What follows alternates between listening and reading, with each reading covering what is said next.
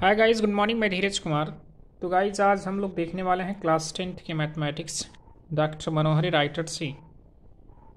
और हम लोग प्रश्नावली 2 का बी ये सवाल नंबर तीसरा आज हम लोग देखने वाले हैं, जो कि इसके पहले जो भी क्वेश्चन दिया जा रहा है हम लोग सभी क्वेश्चन को कर लिए हैं। तो आज हम लोग सवाल नंबर तीसरे पर चर्चा करने वाले हैं। और सवाल नंबर तीसरे में इम्पोर्टेंट क्वेश्चन है, क्योंकि इस द्विघाती बहुपद में आपको एक शून्य की वैल्यू दी जा रही है और यहाँ से आपको किसी एक कांस्टेंट, एक नियतांक का मान पूछा जा रहा है। तो गाइज चलिए हम इस क्वेश्चन को किस प्रकार करते हैं इसको देखते हैं।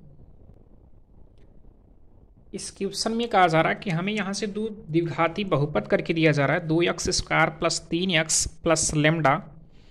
ये गाइज लेमडा का चिन्ह है, जो कि मैंने कहा यह एक कांस्टेंट या एक नियतांक होता है, या इसे कांस्टेंट वैल्यू माना जाता है या कांस्टेंट माना जाता है। तो यहाँ से हमें इस कांस्टेंट में कहा जा रहा है कि इस द्विघाती बहुपद में एक शून्य का मतलब होता है कि जैसे मैं यहाँ पर समझ पा रहा हूँ कि हमारा जो बहुपद दिया जा रहा है ये द्विघाती बहुपद है। और इस द्विघाती बहुपद में दो शून्यक होता है, एक अल्फा और बीटा करके होता है। अल्फा बीटा का मतलब ये होता है कि हम जैसे द्विघाती बहुपद को जब हल करते हैं तो हमें वहाँ से x की वैल्यू 2 मिलती है। जो पहला x का मान होता है वो पहला शून्यक माना जाता है, जो दूसरा मान होता है वो दूसरा शून्यक माना जाता है। जैसे गाइस, अगर मान लीजिए हमारे पास एक कोई द्विघाती बहुपद x² प्लस 5x प्लस 6 करके दिया जा रहा है, और जब हम इसका गुणनखंड करेंगे तो गुणनखंड करने पर आपको x प्लस 3 और x प्लस 2 मिलेगा। जो कि आप किस प्रकार गुणनखंड करेंगे ये चीज़ आपको मालूम होना चाहिए। इसका फैक्टराइजेशन गुणनखंड करेंगे, जो कि 2 3 6 और 2 3 5 के माध्यम से मैंने किया। चलिए इतना मिल रहा है। अब यहाँ से शून्य ज्ञात करने के लिए जो कि इस बहुपद को समीकरण बनाना पड़ता है, ये चीज़ आपको पहले से मैं बता भी चुका हूँ। तो अगर मैं यहाँ से शून्य ज्ञात करना चाहता हूँ तो x प्लस 3 को अगर मैं 0 के बराबर लूँगा तो x प्लस 3 बराबर 0, और ये प्लस 3 पक्षांतर करने पर आपको -3 मिलेगा। तो यहाँ से जो x का पहला मान मिल रहा है इसे हम पहला शून्य कहते हैं, और पहले शून्य को अल्फा से प्रदर्शित भी किया जाता है। तो यहाँ से अल्फा बराबर आप -3 दिखा सकते हो। और ऐसे ही आप दूसरे शून्य ज्ञात करना चाहते हैं, जैसे x प्लस 2 को आप 0 के बराबर जब लेंगे तो यहाँ से x प्लस 2 बराबर 0 होगा। ये प्लस 2 पक्षांतर करने पर आपको -2 मिल जाएगा, और ये आपका दूसरा शून्य होगा। तो सेम इसी प्रकार हमारा ये क्वेश्चन भी कहा जा रहा है कि हमें ये जो द्विघाती यानी 2x² प्लस 3x और प्लस लेमडा, ये जो हमें द्विघाती बहुपद दिया जा रहा है इसका हमें एक शून्यक दिया जा रहा है। एक शून्यक का मतलब ये होता है कि हमको यहाँ से, जैसे यहाँ पर मैंने कहा ये द्विघाती बहुपद है, इसका एक शून्यक, एक x का मान -3 मिल चुका है। उसी प्रकार इस द्विघाती बहुपद में x की वैल्यू, एक x की वैल्यू, एक शून्यक आ रहा है तो x का पहला x का मान जो होना चाहिए वो दिया जा रहा है 1/2। यहाँ से अगर x का मान 1/2 मिल रहा है, और इसके बाद ये पूछा जा रहा है कि हमें यहाँ से लेमडा का मान ज्ञात करना है। तो अगर हम लेमडा का मान ज्ञात करना चाहते हैं तो गाइस सबसे पहले जो कि हमें पता है कि जब भी हम शून्य ज्ञात करते हैं तो सबसे पहले बहुपद को हमें समीकरण बनाना पड़ता है। और हमारा ये जो बहुपद दिया जाता है द्विघाती बहुपद, हम इसे समीकरण बनाएंगे तो बराबर 0 का चिन्ह लगाते हैं। तो क्योंकि बहुपद को समीकरण में बदलने के लिए आप बराबर 0 का चिन्ह लगाएंगे, तभी बराबर का चिन्ह लगाने पर तभी आपका समीकरण में बदलता है। तो यहाँ से हम बराबर 0 कर दिए। अब x के स्थान पर, इस बहुपद में x के स्थान पर आप 1/2 रखेंगे।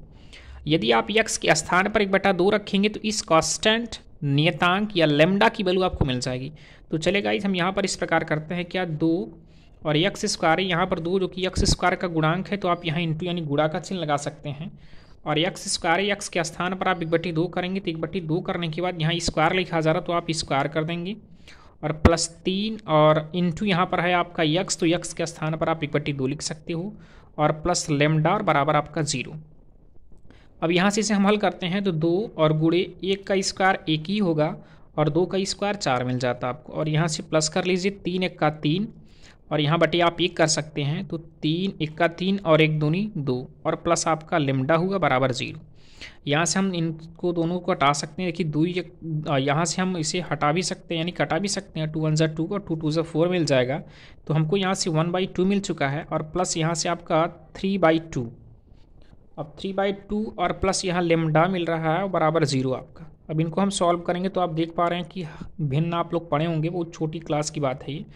तो हर समान है तो अंश को हम जोड़ देते हैं, तो 3 और 1 4, 4/2 और प्लस लेमडा मिल जाएगा बराबर 0। और यहाँ से 2 को हम 4 से विभाजित कर देंगे तो जो हमें 2 मिलेगा। यहाँ पर मिला 2 प्लस लेमडा और बराबर 0 कर लीजिए। हम यहाँ से लेमडा का मान याद करना चाहेंगे तो ये प्लस जो 2 है, यदि हम पक्षांतर करेंगे तो पक्षांतर करने पर चिन्ह परिवर्तित हो जाता है, और ये +2 है तो पक्षांतर करने पर आपको -2 मिलेगा, जो कि यहाँ से लेमडा की वैल्यू आपको गाइज -2 मिल चुकी है। तो मैंने कहा इस क्वेश्चन में आपको लेमडा का मान पूछा भी जा रहा था, और यहाँ से आप लेमडा की वैल्यू क्या ज्ञात कर चुके हैं, -2।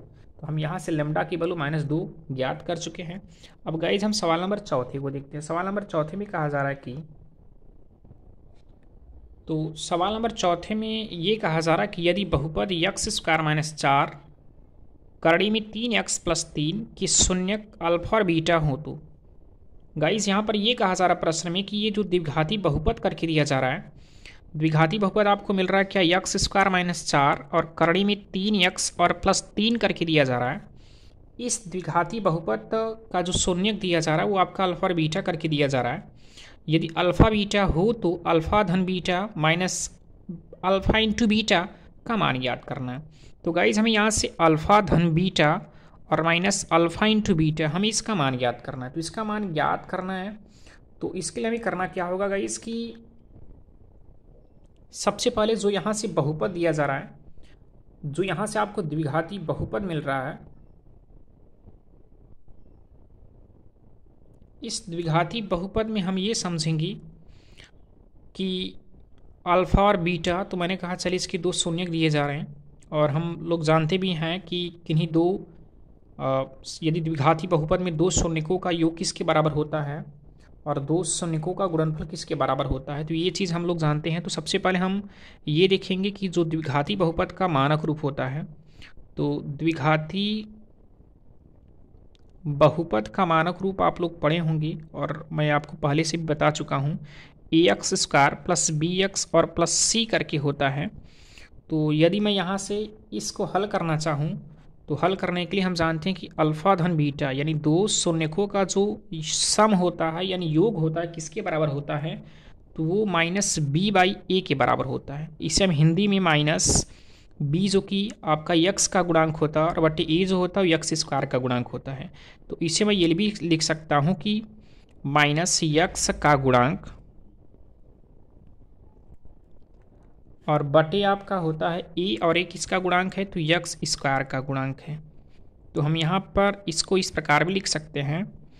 तो अल्फा धन बीटा का अगर हम यहाँ पर अपने इस बहुपद के लिए, द्विघाती बहुपद के लिए ज्ञात करना चाहें तो माइनस करने के बाद b, और हम देख पा रहे हैं हमारे सवाल में x का गुणांक क्या है, -4 करड़ी में 3, और यहाँ माइनस पहले से ही दिया जा रहा है गाइस, तो ये माइनस माइनस प्लस हो जाएगा और 4 और करड़ी में 3 हमारा b का मान हुआ, और बटे यहाँ a करके दिया जा रहा है।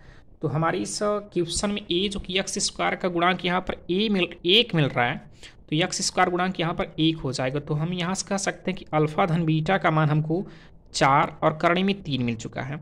तो हम अल्फा और बीटा का मान हम इसमें रखने वाले हैं, लेकिन अभी हमें अल्फा इंटू बीटा का भी मान ज्ञात करना है।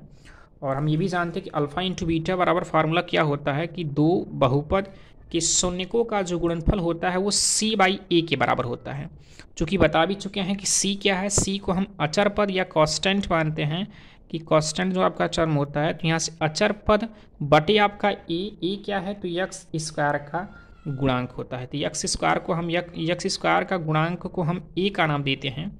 तो यहाँ से देख पाएंगे कि अल्फा इंटू बीटा बराबर c, और हमारी इस बहुपद में c की वैल्यू जो c की वैल्यू दी जा रही है या जो कांस्टेंट वैल्यू दी जा रही है, आपको कांस्टेंट वैल्यू क्या मिल रही है, तो कांस्टेंट की वैल्यू आप देख पा रहे हैं यहाँ से 3 आपको मिल रहा है। तो आप दिखा सकते हैं यहाँ पर कि 3 और बटे यहाँ a लिखा जा रहा है, और a क्या है, तो मैंने कहा a जो लिखा जा रहा है वो x² का गुणांक है। तो x² गुणांक हमारे इस प्रश्न में x² गुणांक आप देख पा रहे हैं यहाँ x² गुणांक 1 है। तो अल्फा इंटू बीटा बराबर आपको 1 का भाग 3 में करेंगे तो 3 मिलेगा आपको। तो हम यहाँ से कह सकते हैं कि अल्फा इंटू बीटा का मान आपको 3 मिल चुका है।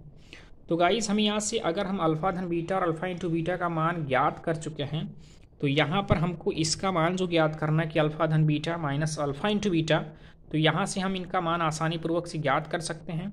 तो अल्फा धन बीटा का मान आप इधर से 4 करड़ी में 3 ज्ञात कर चुके हैं, तो यहाँ 4 करड़ी में 3 और माइनस अल्फा इंटू बीटा का मान आप इधर से 3 ज्ञात कर चुके हैं, तो 3 तो गाइज इसे आप सॉल्व करना चाहेंगे तो सॉल्व करने पर आपको यही मिलेगा, क्योंकि हम इसके आगे कुछ प्रक्रिया यहाँ पर कर नहीं सकते हैं।